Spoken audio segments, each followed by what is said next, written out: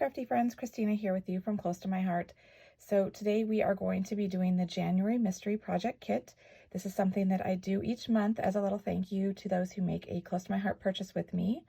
I send out this little kit. Everything's prepared for you, stamped, pre-cut. The mystery is you don't know what it's going to be. This month it will be a card for the January purchases.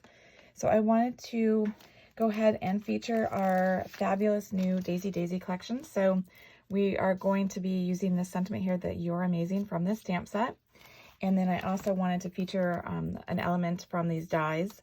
And while we're only going to be working with the open daisy portion, I did want to show you that it's got a really fun multiple ways that you can use it. So you could use it as the solid daisy, the open daisy like we're going to be doing today, or you could layer them. So you could have the solid, then you have the open, kind of a little off center there. And then there's a fun little kind of funky one that you can add that adds some more texture to it. And so look how fun and full that looks when you layer all the pieces together. So I know right now we are currently out of the die. Hopefully that'll be back in soon. But it is such a beautiful collection. I wanted to be able to share it with you guys. So we also are doing some of the Daisy Daisy collection of the pattern paper here in the stripe. So it's a fairly easy card to put together. Just a couple things in here that will be kind of a fun technique for you. So you'll just go ahead and fold your card base. And by the way, if you didn't get the kit, no worries. This is still something that you could do with your own craft supplies as well. So no worries there. So when you have your kit, you'll see that you have a total of 5 pieces here cut. They're all the same size. You've got 2 of the clover, 2 of the stripe, and 1 black.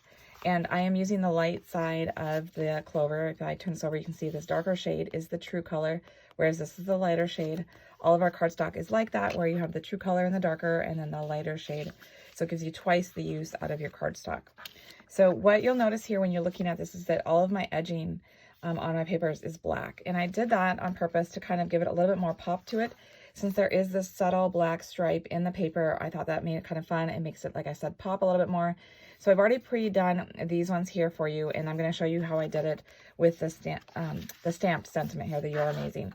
So you're just going to go ahead and grab a black ink pad and open it up, and then just swipe it along the edge. If you want it to be nice and clean and not have any stray marks going on to your paper, you're just going to want to keep it perpendicular, just straight on there, not going wild or anything on it. If you want it to kind of have a little bit more of an organic look, you'd want to kind of tilt your ink pad and kind of rub it on there, and that'll give you a little bit more indentations kind of ink on there, so that it's not just straight. But for our purposes, we're just going to have it straight on there. And then it also kind of gives it the illusion that you've matted it, like you've added a layer of black cardstock, which is kind of nice because then you don't have that bulkiness. What I would recommend is if you're going to work with it right away, that you kind of take like a paper towel and just kind of wipe the edges, especially if you're kind of heavy-handed, which I can sometimes be, and you kind of get a little bit more ink on there than you want. As you can see, it's slightly coming off with some black, and that's good that it came off on the paper towel versus your card. You don't want some stray black ink marks on your card. It'll kind of take away from the beauty of it. So we are ready to go ahead and start putting it together. So I'm going to start with the clover. Again, it's the light side of the clover. And I'm just putting some of our adhesive runner on there. And then I am angling this so that it kind of has kind of a fun feel to it. So you're just going to kind of have it pointing a little bit over to the left. And then you're going to go ahead, and if it's helpful, this might be a good tip for you, is to maybe before you go ahead and glue everything down, and we'll just do that now, is just kind of do a dry fit. Just kind of play with them and see placement and make sure that you're kind of getting a sense for how much space you have and how much space you have to work with. So then you can go ahead and glue them individually on there. And there's really no rhyme or reason.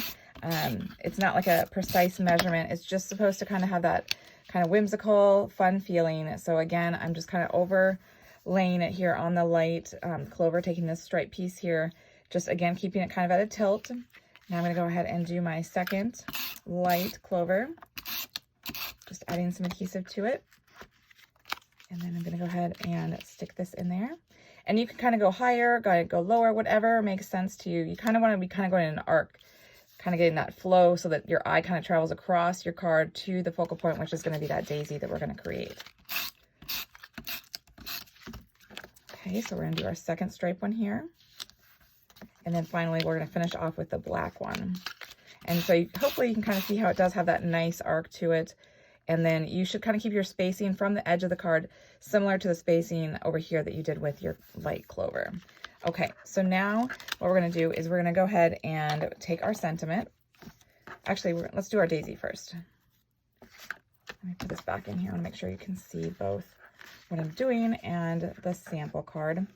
So what we're going to do with the daisy is I actually cut it in half so that I could get that look of a little fuller daisy. So just pick a spot, go ahead and cut it in half, and then all you're going to do is you're going to kind of like slightly tilt it so they're not exactly on top of each other, kind of go off to the right a little bit.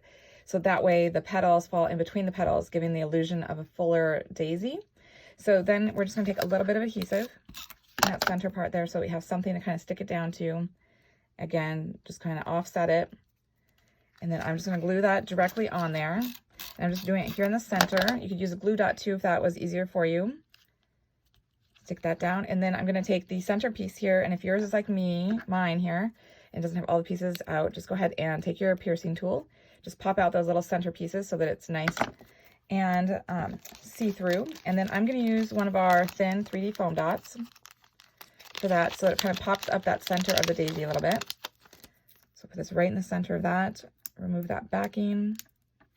Oops. And then I'm just going to pop this right onto that center point where they were glued together. Isn't that so fun? It gives that nice look, like I said, a fullness with just using the one daisy. And so then I'm just going to go ahead and glue the sentiment on there. Just flush. If you wanted to, you could go ahead and do it 3D as well.